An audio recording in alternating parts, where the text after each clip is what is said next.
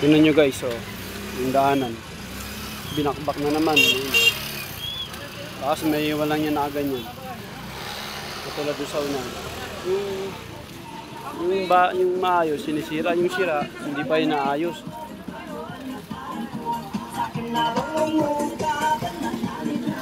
Yan guys, oh. Pag binakbak yan, baha na umulan.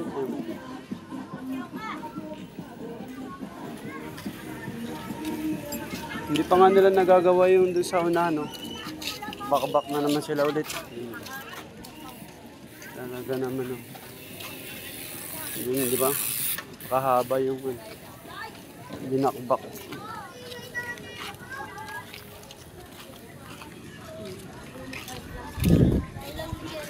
Pahirapan talaga yung mga mamimili dito, tsaka yung mga mananakay.